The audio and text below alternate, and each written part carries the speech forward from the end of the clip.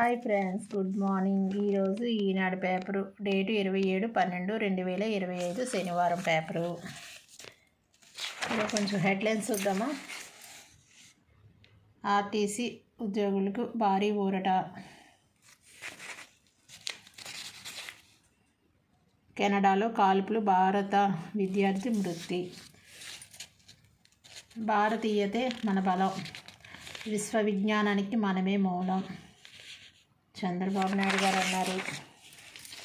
ఇంకా చంద్రబాబు నాయుడు గారు జగన్మోహన్ రెడ్డి గురించి ఉద్దేశించి ఏం మాట్లాడారో చూద్దామా. మన వార్త కూడా అదే కదా, మనకి రాజకీయ వార్తలు కావాలి.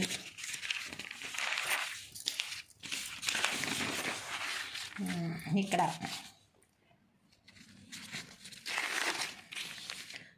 జంతు బలితో భయభ్రాంతులకు గురి చేస్తారా? గత ప్రభుత్వం 5 ఏళ్ళలో చేసిన కార్యక్రమాల వలన ప్రజల్లో ఇప్పటికీ అశాంతి ఉంది. వైకాపా శ్రేణులు ఇంకా రౌడీయిజం చేయాలని ఆలోచిస్తున్నారు. పోస్టర్లు పెట్టి వారి నాయకుడు పుట్టినరోజు చేసుకోవచ్చా? జంతు బలి చేసి పోస్టర్లపై రక్తం జల్లడం ఏమిటి? సమాజానికి భయభ్రాంతులు గురి చేస్తారా అని వైకాపా నాయకులపై ముఖ్యమంత్రి చంద్రబాబు నాయుడు గారు ఆగ్రహం వ్యక్తం చేశారు.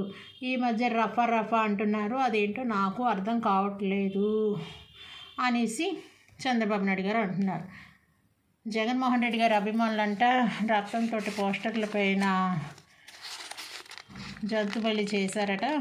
అందుకు జనాన్ని భయభ్రాంతులు చేస్తున్నారు అని అంటున్నారు. మరి పవన్ కళ్యాణ్ గారు సినిమా ప్రమోషన్ గురించి స్టేజ్ మీద కత్తి తిప్పుకుంటూ వచ్చారు. జనం భయభ్రాంతులు అవ్వలేదా? కుర్రోలు ఉన్నది బైకులు ఫాస్ట్గా నడపడానికి అని మాట్లాడారు. ఆ ఫాస్ట్గా నడిపి ఎవరికైనా ఎక్కించేస్తే జనం ఆ రోజు భయపడలేదా? జనాన్ని భయభ్రాంతులు చేయలేదా పవన్ కళ్యాణ్ గారు? ఆ రోజు ఏమైపోయింది పవన్ కళ్యాణ్ గారికి చెప్పడానికి మీకు? ఈరోజు జగన్ అభిమానులు జంతు బలి ఇచ్చారని, రౌడీజం చేస్తున్నారని మీరు అంటున్నారే, ప్రజలు భయపడిపోతున్నారని. ఎక్కడికక్కడ పవన్ కళ్యాణ్ స్పీచ్లోని జనాన్ని రెచ్చగొడుతూ మాట్లాడతారు, జనాన్ని భయభ్రాంతులు చేస్తూ ఉంటారు. అప్పుడు ఏమైపోయారు మీరు చెప్పండి. అమరావతి అనుసంధానం. ఇంకో విషయం,